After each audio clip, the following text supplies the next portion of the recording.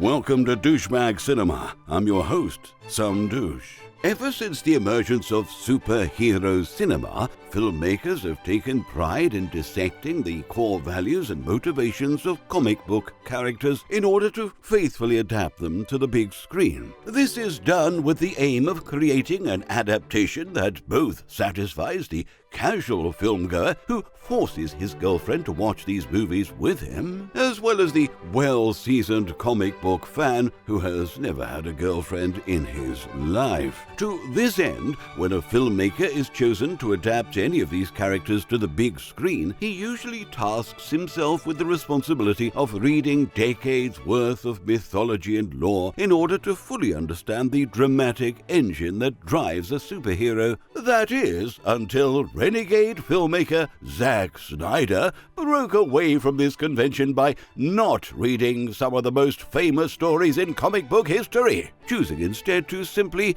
look at them pretty pictures. Like an elephant painting on a canvas without fully understanding what he was doing, so did the director sent off to create the defining retelling of a superhero's mythos for our generation, without ever reading a single word that character had to say. Nowhere in the history of filmmaking has this unashamed level of illiteracy produced such a spectacular cinematic experience as in Zack Snyder's Superman Trilogy. Starting in 2013 with Man of Steel, Snyder's Superman Trilogy sets off to tell a story about a visitor from the sky living an altruistic life, suffering death, and rejoicing in glorious resurrection in a way that mirrors the character arc of another of Western civilization's most important figures. Basing the narrative foundation of his Superman story on the universally recognized moments from the life of E.T. the extraterrestrial and other equally renowned messianic figures, Snyder shifts focus away from previous iterations of the character in order to better construct an analogy between his Man of Steel and Christianity's very own Savior of Man. It was an act of God, Jonathan. In his 1987 essay, The Alien Messiah in Recent Science Fiction Films, Professor Hugh Ruppersberg stated, "Science fiction films of the 1970s and 80s serve the same function as the biblical epics of the 1950s and 60s, and no doubt will continue to do so well into the post-millennial age. The only difference is that the religious agenda of these science fiction films is artfully hidden using holy subtexts." You can save all of them.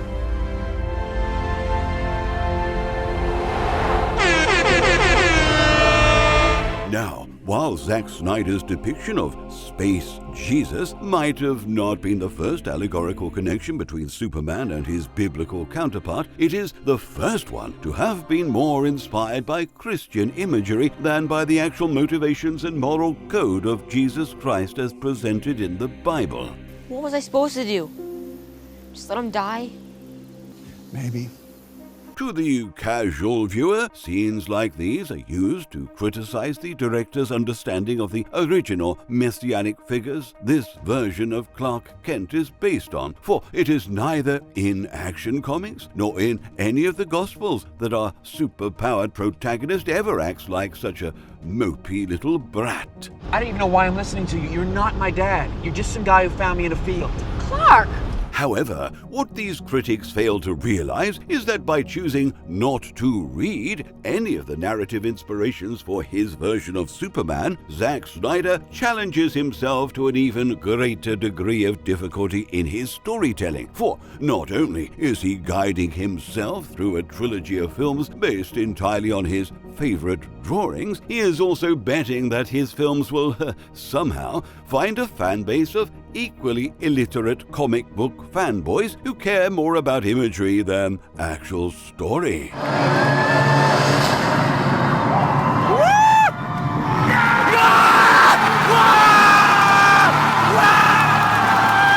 In his writings about fanaticism and conflict in the modern age, counter-terrorism expert Christopher C. Harmon states that fanaticism involves great energy, single-minded direction, and a lack of any restraint or moderation. It is characterized by extremes of effort and fervor of intensity.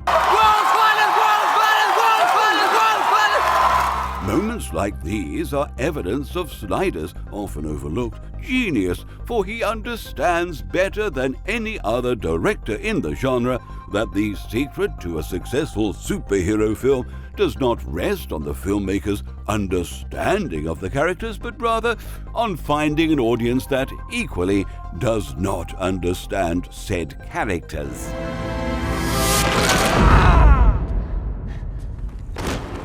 Take note of the director's drastic shift towards a dark tone for his version of Superman, while critics often call this an uninformed and childish choice. Snyder was successful in attracting a very specific kind of fan, one who would appreciate the tonal similarities the film shared with stories told by the deconstructionist authors of the last 30 years.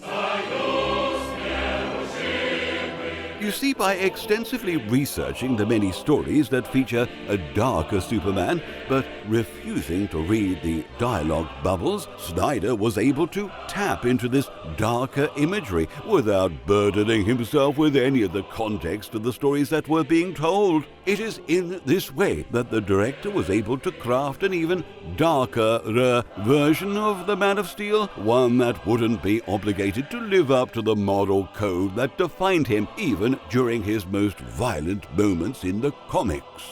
They saw the ugliness of violence as a solution, and it frightened them. It frightened me too when I decided to cross that line and do what you do. It's so easy. Anger. Vengeance.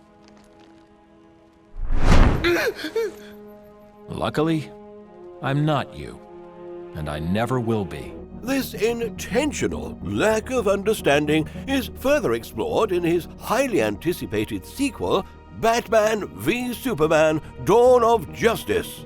Bruce Wayne meets Clark Kent. You should not pick a fight with this person.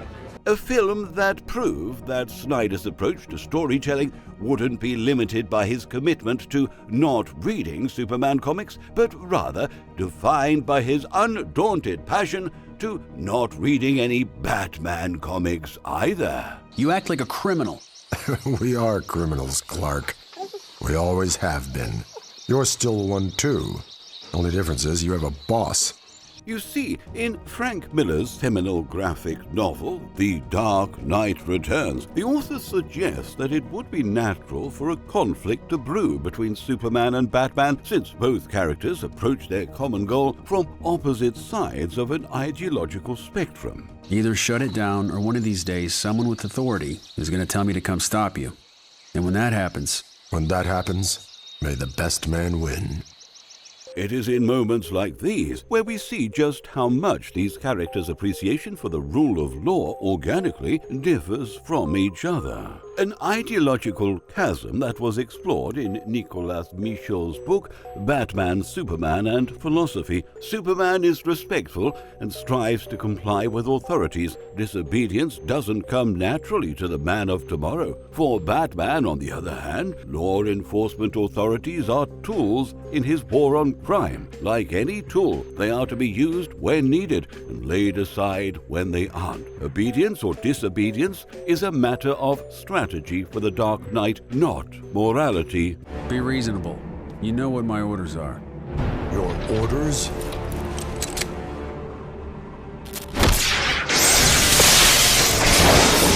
The release of the animated film The Dark Knight Returns in 2013 presented a challenge for Snyder's version for Batman v Superman. For now, a director had already adapted Frank Miller's groundbreaking story to the small screen, leaving little for Snyder to offer fans if he chose to base his film on the same graphic novel. Luckily for fans, the director had laid the groundwork for his own take on the Batman vs. Superman fight way back in his first DCU film. The foundation has to be built on something.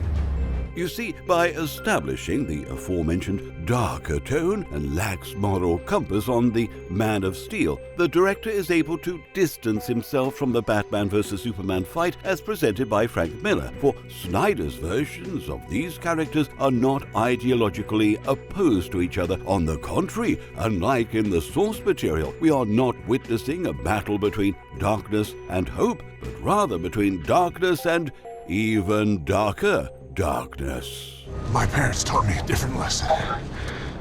Dying in the gutter for no reason at all. Although for some it would seem unnatural to start talking about one's parents in the middle of a fight, in this instance it is a very deliberate narrative tool used to remind the audience that while these characters might be fighting over their mild differences, they ultimately share many similarities, like the fact they both have parents and both of their mothers happen to be named Martha! The realization that the person he was pounding into a bloody pulp happened to have a mother is clearly a thought the world's greatest detective had never considered before this very moment. Why did you say that name? It's his mother's name!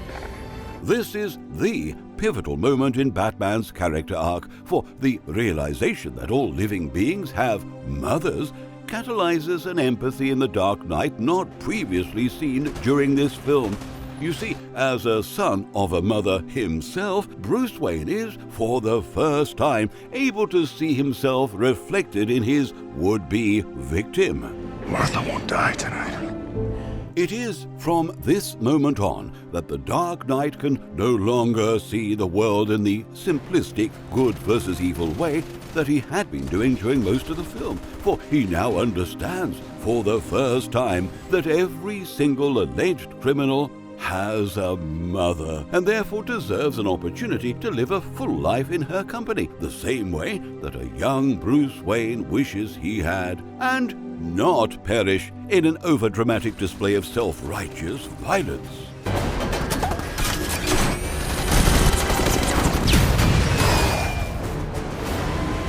Or that is what you would expect from an average film director, something Zack Snyder certainly is not. You see, by immediately negating everything Batman had learned in the previous scene, the director is boldly departing from antiquated conventions established by less adventurous filmmakers in the DC universe. These conventions, however, pertain to character motivation and common sense, both of which are unnecessary if the goal of the filmmaker is to simply awe an audience with majestically grim-looking moving pictures. Which brings us to the third act of the film, where the audience is treated to the most operatic display of violence ever seen in a superhero film. Like an emotional teenager eager to prove he is no longer a child, so does the director indulge in the violent imagery normally associated with films of a more serious nature. Come, Father. Let us embrace at last. The challenge for the filmmaker comes from being able to elicit an emotional response from an audience by using these same visuals, even after they've been stripped of any analogy to its original meaning. Unlike in Excalibur, where King Arthur's death by the hand of his own son had enough dramatic weight to justify the theatrical visuals, Batman v Superman is confident enough to understand that the mere visual reference itself to another work of art is enough to satisfy an audience of fanboys starving to find meaning in a meaningless story.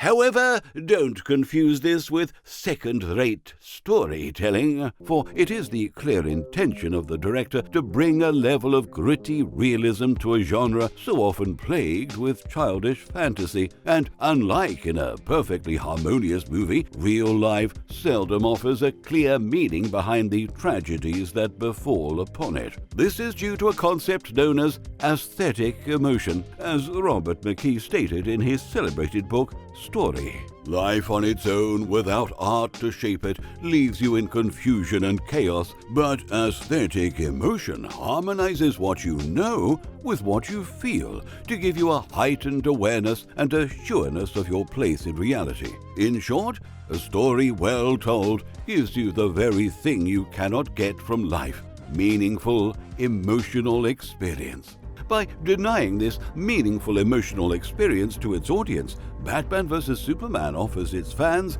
an experience anchored in utterly meaningless reality.